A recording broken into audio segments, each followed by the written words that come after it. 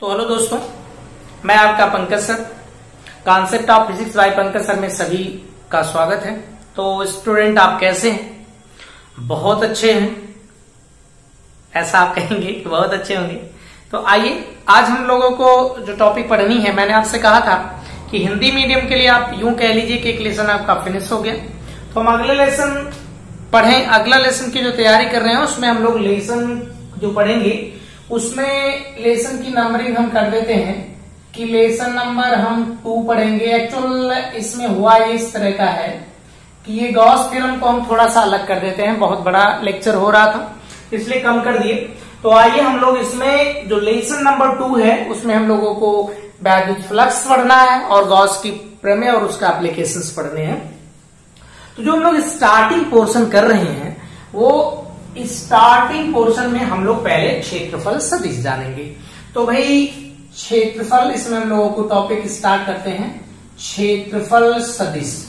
अच्छा, क्षेत्रफल सदिश मतलब कि भाई एरिया वेक्टर हमें समझना है। तो जो एक प्लेन एरिया होती है, मतलब एक सरफेस है जो बिल्कुल समतल है, उसकी दिशा होती है क्या, या उसकी दिशा अगर होगी तो उसकी दिशा हम किधर लेते हैं। जैसे आपको मैं बताऊं कि यह एक बोर्ड है और इस बोर्ड की ये लंबाई है और ये इसकी चौड़ाई है। तो भाई इसका जब हम क्षेत्रफल निकालें तो क्षेत्रफल की डायरेक्शन किधर लेंगे, तो हम इसके क्षेत्रफल की डायरेक्शन इसके लंबवत बाहर की तरफ ले सकते हैं या इसके लंबवत अंदर की तरफ ले सकते हैं। तो जो क्षेत्रफल है वो समतली क्षेत्रफल एक सदिश राशि होता है और उस समतली क्षेत्रफल की दिशा जो होगी वह दिशा किधर होगी भाई। समतली क्षेत्रफल की दिशा उस तल के लंबवत या तो बाहर हो सकती है, अंदर हो सकती है, ऊपर हो सकती है, नीचे, दाएं बाएं ऐसे। तो जो क्षेत्रफल सदिश है इसकी दिशा किधर होती है, तो क्षेत्रफल सदिश की दिशा, क्षेत्रफल सदिश की दिशा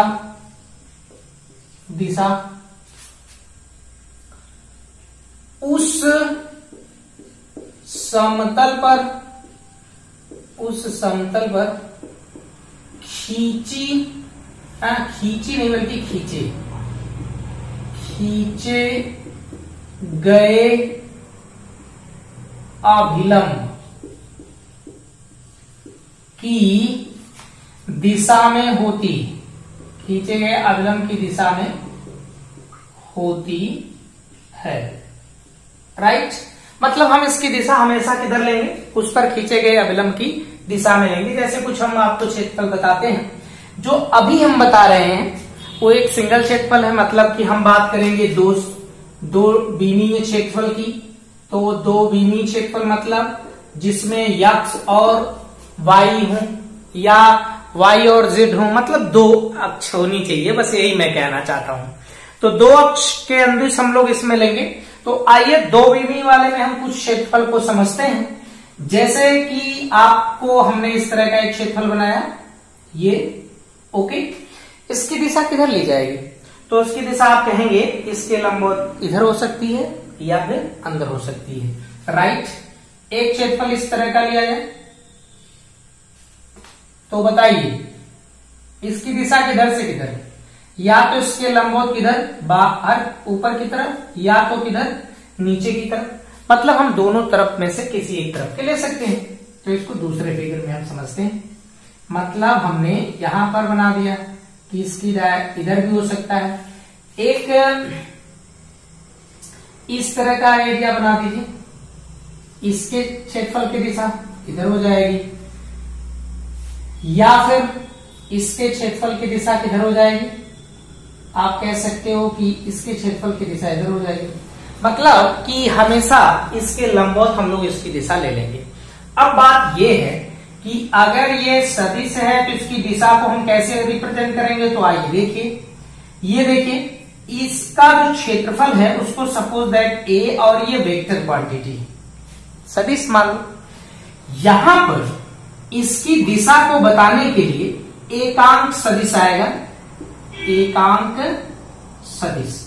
इसका भाई परिमाण तो एक होता है, परिमाण इसका एक, लेकिन इसकी जो डायरेक्शन है वो बताएगी कि क्षेत्रफल की दिशा किधर है। और हम जानते हैं कि वेक्टर को लिखा जाता है तो इस वेक्टर का परिमाण इसके साथ लेंगे तो हम इसमें मॉड में कर देते हैं, और इसके साथ इसका यूनिट वेक्टर लगा देंगे जो इसकी डायरेक्शन को क्या करेगा, रिप्रेजेंट करेगा।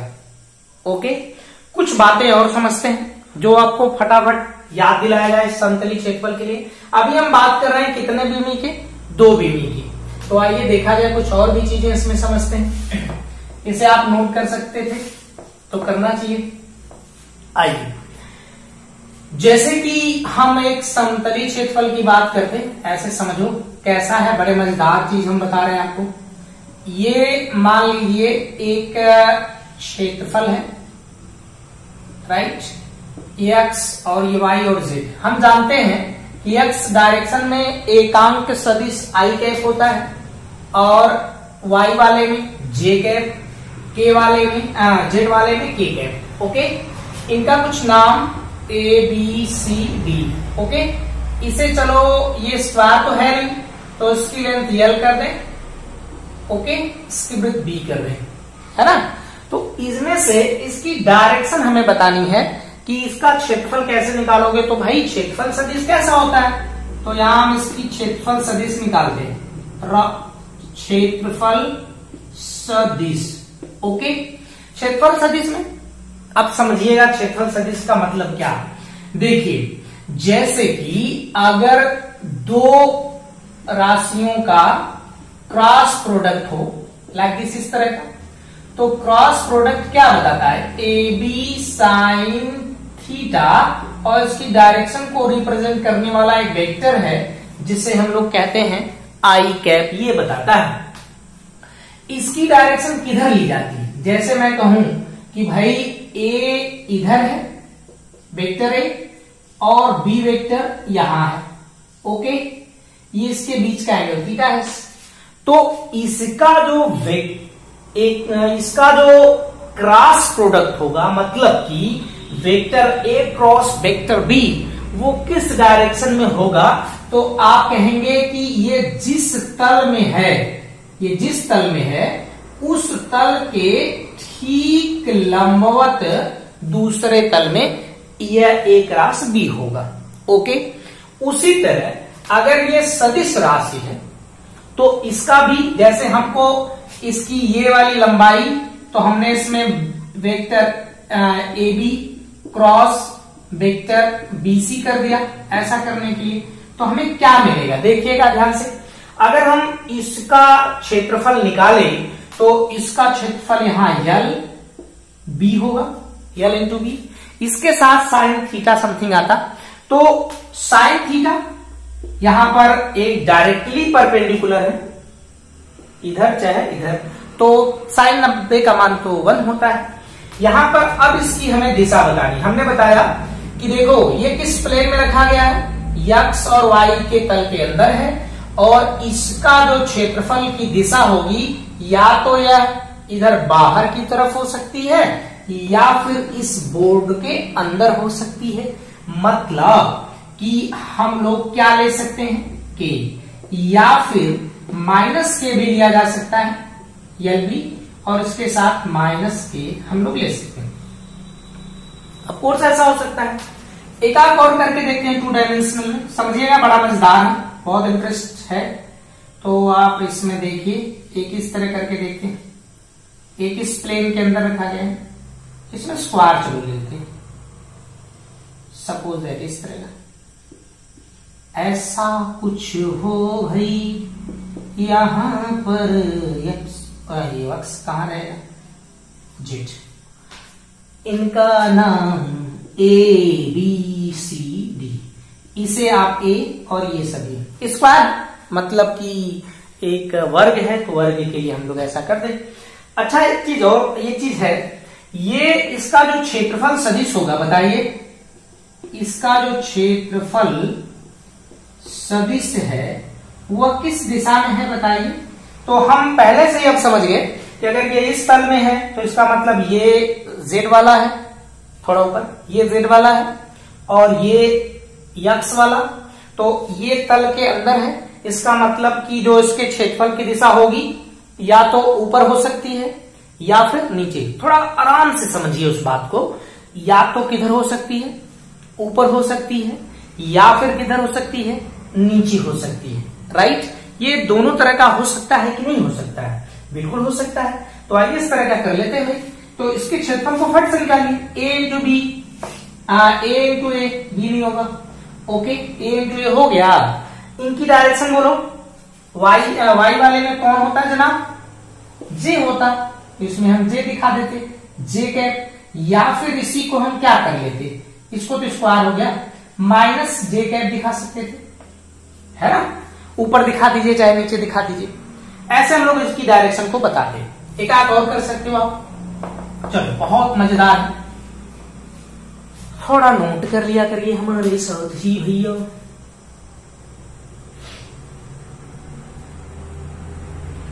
ओके, इस जन का यहां पर ये थोड़ा सा ऐसा नहीं बना, बड़ा वृत्त बना है। ये क्या वृत्त है, थोड़ा बन नहीं रहा है, तो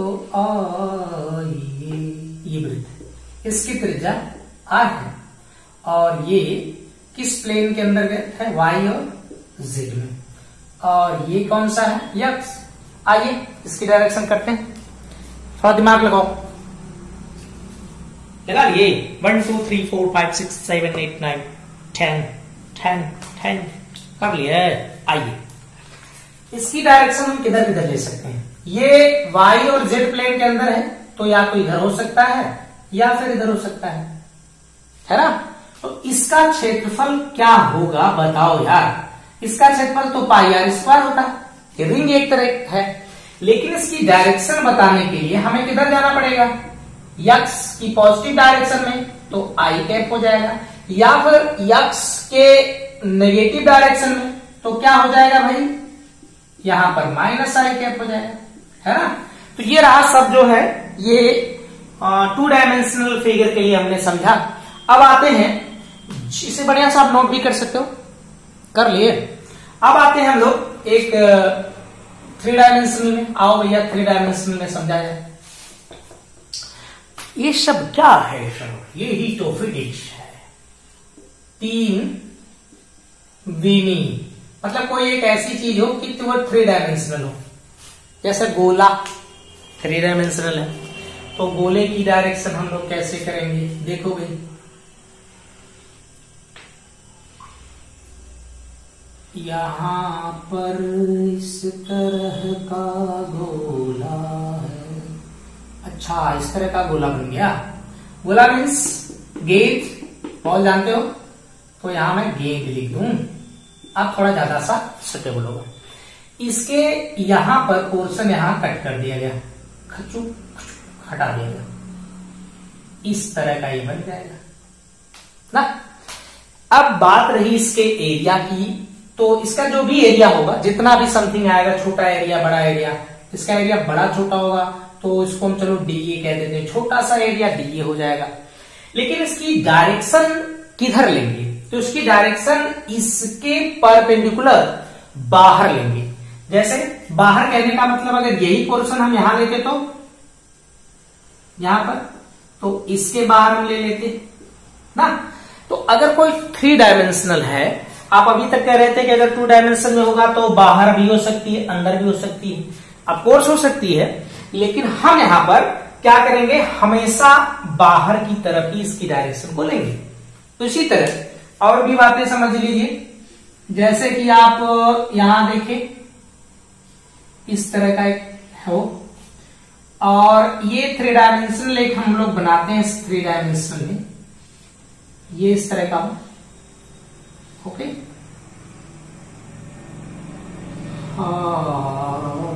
बन गया भाई, बन गया ना।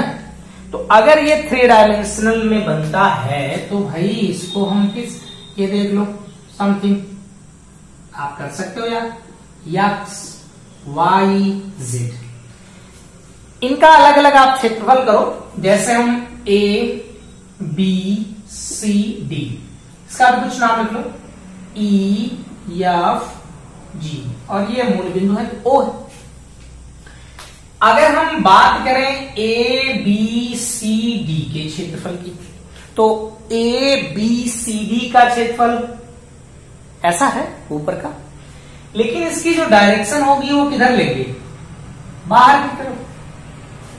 कैसा होगा, बाहर की तरफ लिया जाएगा। उसी तरह आप अगर इस वाले के लिए बताएं आप, तो इसकी डायरेक्शन किधर भाई, बाहर की तरफ। बहुत अच्छा लग रहा है, नहीं लग रहा है, बाहर की तरफ। मतलब यार ना साफ साफ कहानी कह देते, इसके 6 फलक है और ये 6 फलक से ये किधर होगा, बाहर। ये वाला सामने हो जाएगा, बाहर है ना।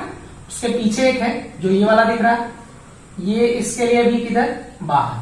तो इसके जितने भी सरफेस होंगे 6 फेसेस हैं, फलन है, फलक है, सॉरी फलन में बोला, फलक है, तो ये सभी किधर होंगे, बाहर की तरफ इसकी होंगे।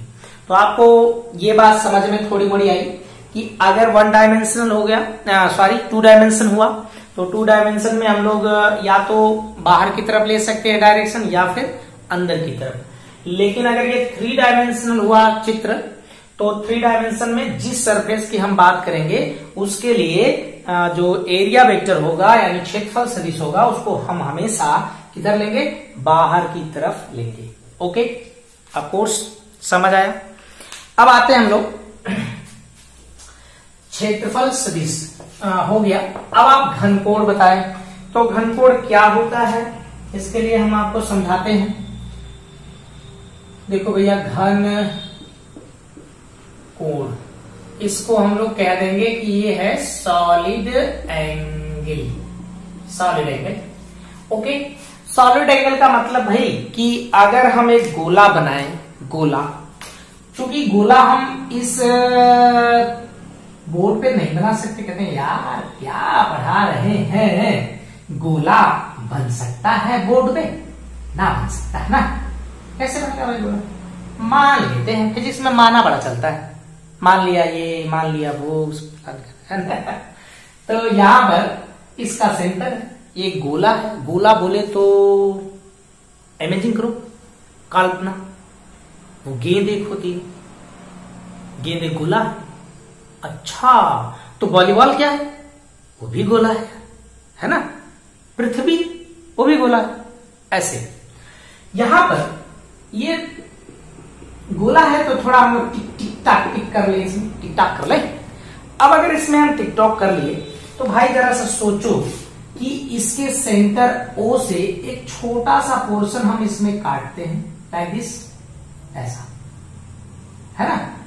तो इसकी जो त्रिज्या है उसको चलो हम R कह देते हैं। यहां पर इसके सेंटर पे एक एंगल बनेगा, उसको d ओमेगा कह देते हैं। अब इसका नाम पता चलेगा कि ये क्या है। और जो ये पोर्शन काट कर बाहर निकाला गया, उस पोर्शन में यहां पर एक छोटा सा एरिया बनेगा, लाइक दिस। आप सोचो, थोड़ा सा उसे इमेजिंग बेहतर ढंग से करिए कि वो एक गोला है, उस गोले, आंखें बंद करके सोचो यार कि आप सोचे उसके बीच से ऐसे काट कर निकाला गया, तो लाइक दिस वो कोनिकल टाइप का निकलेगा। कोनिकल मतलब शंकु की तरह बाहर निकल जाएगा। जो शंकु निकला है उसका जो इधर का पोर्शन होगा लाइक दिस, इस तरह का ऐसा निकलेगा। तो जो ये वाला होगा वो एक वृत्त जैसा है, तो इसका कुछ ना कुछ एरिया होगा, एरिया। ये यहां पर इसके सेंटर पर कुछ एंगल इस तरह का बनाएगा, वो जो एंगल होगा वो 3 डायमेंशनल टाइप का होगा सभी दिशाओं में। सोच रहे हो कुछ, जैसे यार स्क्रू की नोक जो होती है ना, उसी तरह सोचो, वैसे निकलेगा बाहर।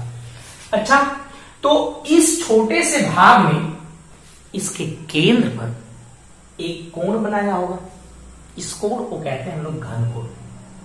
ओके, तो घनकोण की क्या डेफिनेशन बनी ये कि गोले के किसी भाग द्वारा गोले के केंद्र पर जो कोण अंतरित होता है उसे हम क्या कहते हैं, घनकोण कहते हैं। तो आइए रचना कर दिया जाए।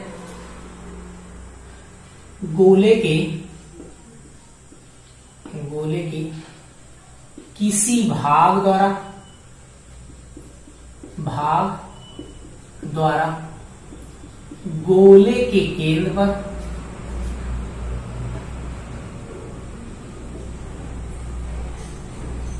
पर जो कोण अंतरित होता है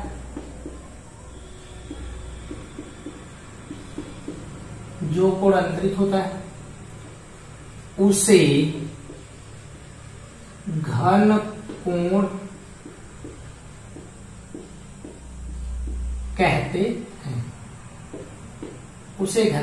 हैं। तो भाई घनकोण क्या है? घनकोण गोले के किसी भाग द्वारा गोले के केंद्र पर जो कोण बनता है उसे हम घनकोण कहते हैं। बहुत अच्छा। घनकोण की थोड़ी फीलिंग करिए। तो जो यहां घनकोण आया डी ओमेगा बराबर ये आएगा D A upon R square, ये इसका फार्मूला है, राइट। अब प्रश्न ये है कि घनकोण का जो एकदम बृहद मान हो सकता है, एकदम मैक्सिमम मान हो सकता है, वो कितना हो सकता है? अच्छा जी, अगर ये गोला है तो हई छोटा सा भाग का क्षेत्रफल दिए है, ऐसे ही छोटे छोटे भाग को जोड़िए, बहुत सारे भाग होंगे, तो टोटल गोले का क्षेत्रफल कितना हो सकता है? बोलो भैया। गोले का क्षेत्रफल ए हो सकता है, किसके बराबर? 4 पाई आर स्क्वायर। ये ओमेगा बेचारा अधिकतम हो गया और यहां 4 pi R square upon R square, R square से आर स्क्वायर पार हो गया। यहां बचा कितना? ओमेगा बराबर 4 पाई। मतलब कि जो उसके सेंटर पे, उसके केंद्र पर जो कोण बन रहा है वो कैसा कोण है? वो कोण 4 पाई का है। एक्चुअल हम लोग जो जानते हैं, अब देखिए कैसे इसको बनेंगे। एक गोला है, इमेजिन करो, तो उसका जो सेंटर है वो कहां पर होगा? बीच में कहीं अटक रहा होगा, जैसे ऐसा सोचो यार, ये सब गोला इस तरह का, तो सेंटर उसका बीच में। तो उस बीच वाले सेंटर को एक पॉइंट ले ले, सोचो, कर लिए भाई पॉइंट। अब अगर ऐसा हुआ तो पॉइंट को यहां पकड़ा दिए, तो इधर का एंगल कितना? 180 यार। मेरे सामने का 180, इधर का 180, ऊपर का और नीचे का 180, तो कितने 180 हुए? गिनो। 1 180, 2 180, 3 180 और नीचे वाला 4 180। तो ये 4 180 मतलब 4 पाई आए।